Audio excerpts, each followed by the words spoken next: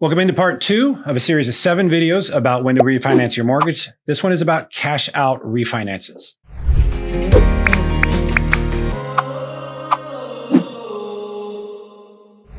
Hi, I'm Tony Mendes, host of the Real Estate Report radio show. I've been in financing for over 17 years, Bay Area mortgage expert. Today, we're going to talk about cash out refinances. They're first thing you want to do is determine how you're going to get the cash out. This particular video is about doing a refinance, or you can even own your house free and clear, or you have a loan. A refinance will pay that off and give you some cash back. Number 2 is to get an equity line. We're not going to talk about equity lines, but that is an option to get depending on how soon you're going to use the money. On a refinance, you pay the payment right away. On an equity line, you can set a draw of $100,000, but not take the money out until you need it. But my philosophy is that you choose the one you want that has lower payment and that fits the time frame in which you want to pay it back, because the equity lines of credit have a higher interest rate. And if you can lock that in for 30 years, get some good write-offs. If you qualify for that, then I'd put it in a 30-year fix. It's all about when you can pay it back. But that's a video that we're going to do another time. And again, you can subscribe to all of these videos by just clicking that button right here. Okay, so there's several reasons you can take cash out. I can sum it down to one. As long as you are not taking out money and assuming new debt, you can take money out for any reason. You can take it out to pay off a car, credit cards, college, vacations. You can do it for emergency money. You can do it for investing. You can do it for anything except getting new debt.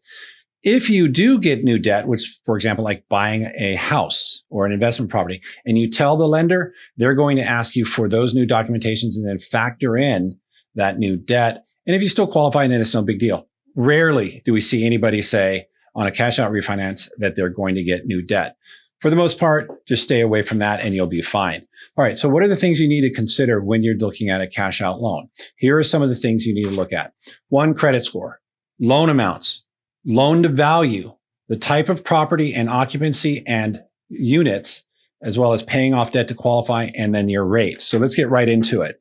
Your credit has the biggest impact on what rate you're going to end up and how much you can borrow and the loan limits as well. So it's really important to know some of the minimums and maximums that you can do when it comes to your credit score. The minimum credit score that you need for a Fannie Mae loan on a primary residence is a 640 credit score. For something called a high balance conforming loan, which is still going to Fannie Mae and Freddie Mac, you need a 680 credit score. So those are pretty good scores. You need to have them higher than that. Otherwise, you're disqualified, or you have to end up with FHA, which is at a 620 score. Now, if you're a veteran, you can use a VA loan, which has a 620 credit score, but they don't charge you as much. The difference between a 620 score and a 740 score is only a half a point, whereas Freddie Mac and Fannie Mae, the difference between a 640 score and a 740 score is over 1 point in rate. So it can get really expensive if your credit score is a 640 compared to a 740 when you're doing a standard conforming loan. Loan limits are the next thing you really want to pay attention to, and you want to fall into what they call the conforming limit.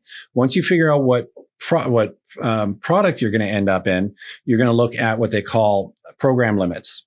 So your programs are, the conforming or high balance and so on. And that's where the loan limits come in here. You'll see these right here, your conforming, your high balance, and then your jumbo.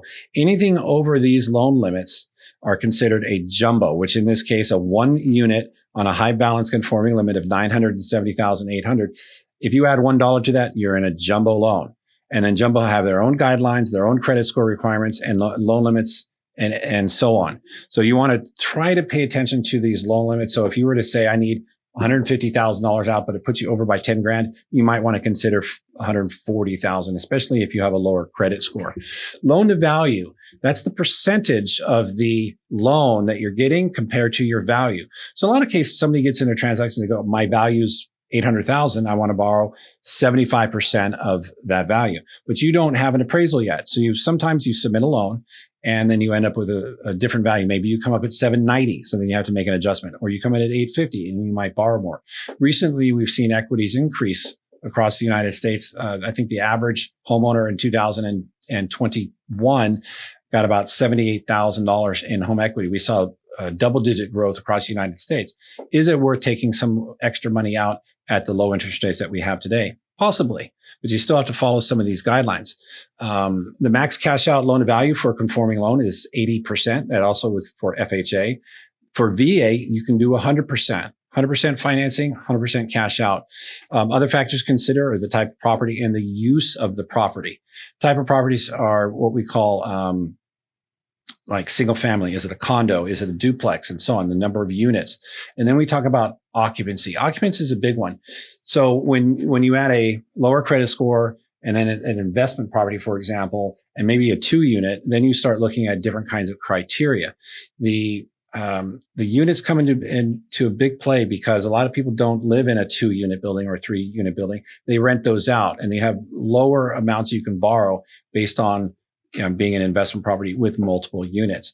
Again, trying to stay conforming can really help you with those, the maximizing how much you can borrow as far as a loan to value is concerned. And then again, pair that up with your credit score. So paying off debt is another very common way a reason that people take cash out. Paying off credit cards, paying off car payments, and things like that, especially if they need to do it to qualify. Let's say that you're in a rate of 4% and you know that rates are lower, let's say 3%, but you don't qualify. So what you end up doing is saying, okay, I have $20,000 in credit card debt. That payment's about $400, 2% of the balance. $20,000 is $400 a month. That same amount in a mortgage, let's say 3.5%, is only about $90. So you're saving $310 a month. Yeah, you're borrowing it over a longer period of time and you're paying interest, quite a bit more interest, to be honest with you, but your payment on a monthly basis is lower, and it can help improve your credit score once you pay that off.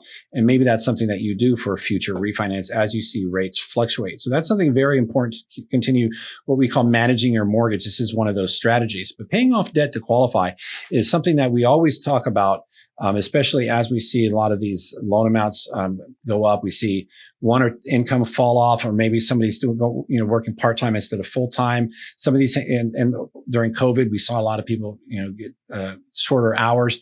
So these, and that, then we had Fannie Mae and Freddie Mac kind of reduce what they call the debt ratio. That fell down a little bit. So it became a little bit tighter for people to qualify. So paying off debt is definitely a strategy that we look at all the time. So when it really comes down to it, it's a combination of all of these items that creates what they call a pricing. So rates never change. You can always get 6% and you can always get 2%.